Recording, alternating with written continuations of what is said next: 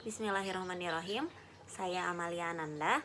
Saya di sini akan menjelaskan tentang pengertian hadis hasan. Hasan sendiri secara etimologi bermakna suatu sifat musabahah yang diambil dari kata al-husan atau al-jamal yang maknanya adalah kecantikan atau keindahan, dan dapat diartikan juga sesuatu yang dapat dipandang baik atau indah. Kemudian, secara terminologi, hadis hasan sendiri dibagi menjadi beberapa definisi oleh ulama-ulama hadis. Di antaranya, menurut Imam At-Tirmizi, hadis hasan adalah tiap-tiap hadis yang sanadnya tidak terdapat perawi yang berdusta, tidak ada syadz atau kejanggalan, dan matannya tersebut diriwayatkan melalui beberapa jalur, tidak hanya satu jalur, dan bermakna yang sepadan. Kemudian, menurut Imam Jumhurul Muhaddisin, hadis hasan adalah hadis yang diriwayatkan oleh orang yang adil, tapi tidak begitu kuat hafalannya, bersambung sanadnya, dan tidak terdapat ilah atau kerusakan dan kejanggalan di dalam matannya. Kemudian, menurut Ibnu Hajar, hadis hasan sendiri merupakan hadis yang dinukilkan oleh orang yang adil, tetapi tidak begitu kuat hafalannya, bermutasil sanadnya atau tidak terpotong dan terputus sanadnya, tidak cacat dan juga tidak ganjil. Kemudian Ibnu Hajar sendiri menegaskan bahwa hadis hasan merupakan hadis yang perawinya sedikit lebih rendah dobitnya dibanding dengan hadis yang sahih. Jalaluddin Al-Sayuti memberikan batasan hadis hasan sebagai hadis yang sanadnya bersambung, diriwayatkan oleh orang yang adil, tetapi kurang dobitnya dan tidak ada syadz atau ilah. Dapat disimpulkan bahwa secara terminologi, hadis hasan merupakan hadis yang perawinya adalah orang yang kuat hafalannya, tidak terdapat kejanggalan atau syadz di dalam matannya, tetapi kekuatan hafalannya sedikit lebih rendah dari perawi-perawi yang merawikan hadis sahih. Dan hadis hasan sendiri diriwayatkan lebih dari satu jalan yang memiliki makna sepadan. Adapun orang pertama yang mempopulerkan hadis hasan sendiri ialah Muhammad bin Isa At-Tirmizi, atau yang bisa dijuluki dengan Abu Isa. Seperti yang kita ketahui bersama bahwa hadis Nabi Shallallahu Alaihi Wasallam dilihat dari segi kualitasnya, maka ada pula hadis yang sahih, hasan, dan dhaif. Dari ketiga hadis tersebut, mereka saling berkesinambungan antara satu dan lainnya. Di sini saya akan menjelaskan syarat-syarat hadis hasan. Yang pertama, sanadnya harus bersambung. Maksudnya sanad bersambung adalah sanadnya diriwayatkan dari zaman ke zaman oleh para ahlinya sampai tidak terputus.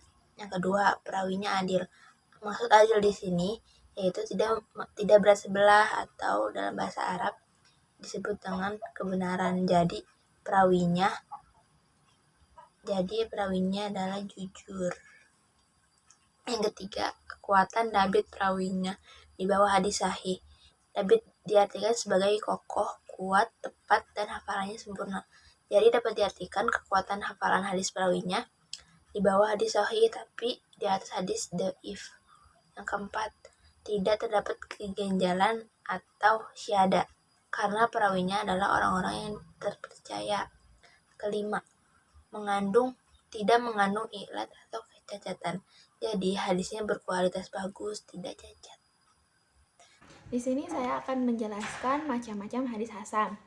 Hadis hasan terbagi menjadi dua macam, yaitu hadis lizoti dan hadis lighairi.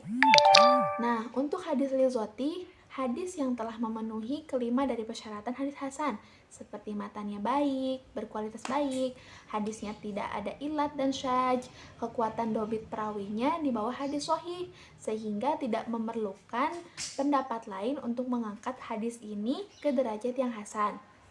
Dapat dikatakan bahwa hadis lizoti adalah hadis hasan yang dilihat dari jalur perawinya atau jalur periwayatnya sendiri, yaitu hasan. Yang kedua, hadis lighairi. Hadis yang sanadnya terdapat perawi yang tidak diketahui keadaannya, yang belum tegas kualitasnya, bukan perawi lupa ataupun bukan perawi pelupa yang melakukan banyak kesalahan, bukan pula pembohong dalam menyampaikan suatu hadis. Nah, hadis ini itu dikuatkan dengan cara mendatangkan hadis yang sama tetapi dengan sanad yang berbeda dan masih satu perawi hadis ini tuh. Nah, hadis Hasan al-Ghairi pada dasarnya adalah hadis yang doif, namun ia terangkat kualitasnya karena ada hadis lain yang mendukungnya. Jadi hadis ini bisa dikatakan hadis hasan. Selanjutnya yaitu contoh hadis hasan. An Abi Hurairah qala Rasulullah sallallahu alaihi wasallam aktsaru min syahadati alla ilaha illallah qabla ay yuhala bainakum wa bainaha walikaunuha mautakum. Yang artinya, Abu Hurairah beliau berkata, Rasulullah sallallahu alaihi wasallam bersabda, perbanyaklah bersyahadat la ilaha illallah sebelum kalian terhalangi darinya, dan ajarilah syahadat tersebut kepada orang yang sedang menghadapi syakaratul maut di antara kalian. Hadis tersebut dikategorikan sebagai hadis hasan karena di sanadnya ada perawi yang bernama Diman bin Ismail. Beliau dikategorikan sebagai perawi yang soduk yaitu penilaian positif terhadap para perawi, walaupun hafalannya tidak terlalu kuat seperti periwayat hadis sahih. Kemudian contoh hadis hasan li dzati diriwayatkan oleh Ahmad bin Hanbal, hadatsana abdahu hadatsana Muhammad bin Amri an Abi Hurairah qala Rasulullah sallallahu alaihi wasallam laula an asyqa ala ummata la marsuhum bisiwaki inda kulli salati wa qala ya'gi abadata hadatsana Ubaidillah an Sa'id bin Abi Sa'id an Abi Hurairah an Nabi sallallahu alaihi wasallam mithlah, yang artinya Rasulullah sallallahu alaihi wasallam bersabda, seandainya saya tidak memberatkan atas umatku, maka saya akan menyuruhnya untuk bersiwak pada setiap sholat. Hadis ini membahas tentang diperintahkannya kita untuk memakai siwak pada setiap sholat. Salah satu periwayat hadis ini yang bernama Muhammad bin Amri dinilai sebagai thiqob yaitu perawi yang memiliki kemampuan untuk mencatat dan menghafal suatu riwayat, namun tidak sekuat para perawi hadis sahih.